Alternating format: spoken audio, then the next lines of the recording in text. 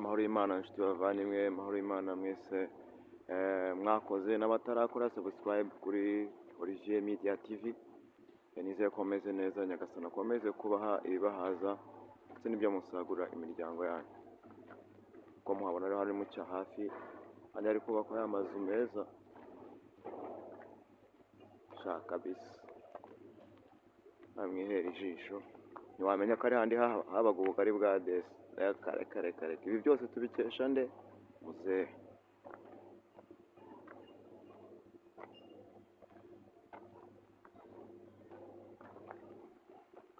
Byose tubikesha umusaza. Se tuvuga ko harimo inkunga y'Ububiligi cyangwa harimo inkunga y'Ubwongereza muri aya mafaranga cyane imisoro yacu, ahubwo twikora.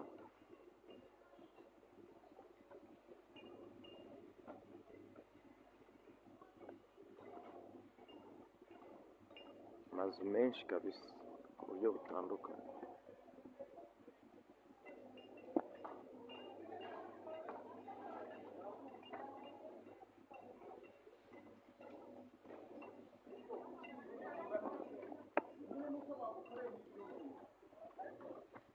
Kandi n'undi baracyakomeza kubaka bagenda bagana hirya za Nyabugogo,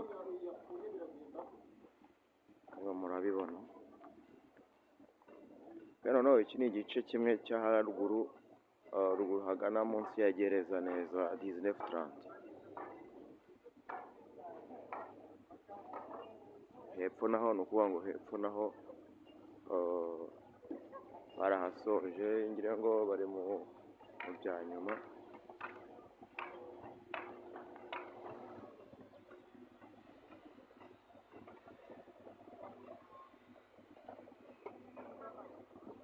Murabibona hepfo uko bimeze,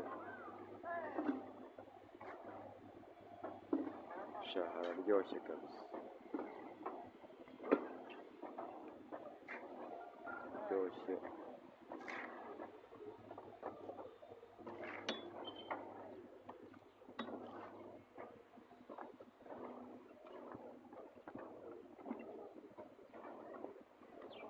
Byose ni ibikorwa bya muzehe. Reka bavuga bazana ubugambo butarangira, bazadutera aho bazibeshye.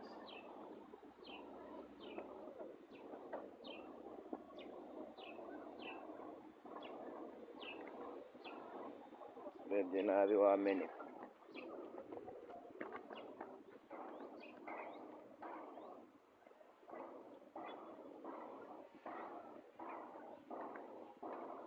Hari utuyira tumwe na tumwe bagikora tutararangira, utu ngutu two hafi ya ruhurura aho batarakora. Urebye imirimo irarimbanye, kuko amwe muri ano mazu batangiye no kuyajyamo, abaturage batangiye kuyajyamo uko mubibona.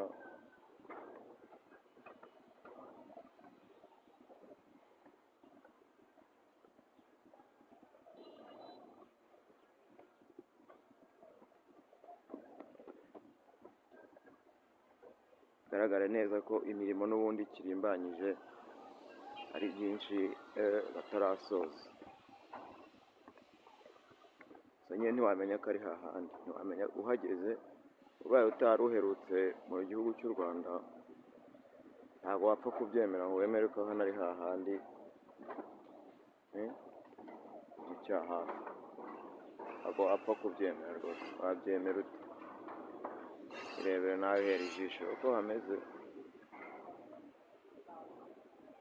hararenze ubwo. Ibi byose ni ibikorwa dukesha umusaza wacu, nta bindi by'urugambo. Abantu bazana iminwa yabo, urugambo iki n'iki ngaha, sibyo? Nk'uko nababwiye nyine, nzagenda mbasangiza ibintu byinshi bitandukanye. Ntabwo turamenya ngo ni iki tuzakora tugumeho, gusa tujya tugenda tubereka ibintu byinshi bitandukanye. Aha hari abantu bamudaheruka muri karitsiye zitandukanye. Ibyo byose ni byo kugira ngo YouTube channel turebe ko twayizamura. Harimo uruhare rwanyu, harimo uruhare rwanjye. Urabona ko hari hepfo hamaze kujyamo abantu. Aya ntabwo nzahwema kuzajya bereka uko bimeze. ukuvuga ngo iyi ni sayidi imwe na kamere. Urabona hirya urabona ko hari andi mazu menshi kandi meza. Ubibona urabona ko hano hamaze kugeramo abantu babamo, gusa hari amakuru umuntu aba ataratohoza ngo umuntu amenye ngo hajyamo, ariko byanze bikunze hajyamo n'ubundi abahabaga, kuko hano hahoze abaturage bahatuye. Ubundi ubwo ngubwo rero ntekereza ko ba nyiraho aribo bahaba n'ubundi. Reba viyuzi yaho so amazing.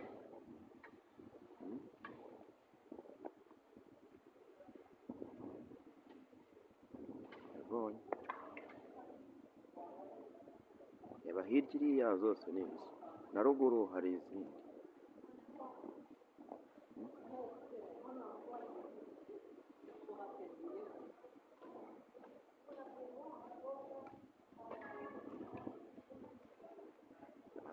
Arakubiye kabisa. Ngaho se Evariste, ngaho nawe se bitwereke nk'ibi ngibi wanyura,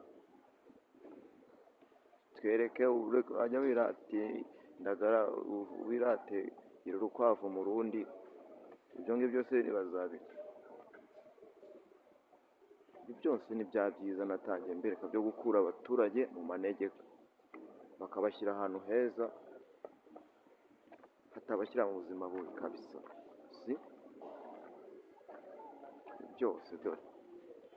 Byose ni ibikorwa byiza tuba dukesha musaza wacu. Niyo mpamvu tuzamutora, azatuyobora paka afasha akabanga. Ibi kabisa. Sizi gusa hano hepfo dore uhabona izindi nzu agana hepfo ku muhanda. Mbere hari hameze nk'ahari hakurya, kuri ubu ngubu harahindutse.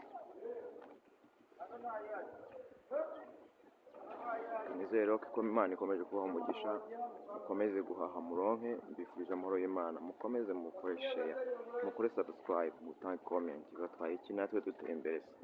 May God bless you. Thank you.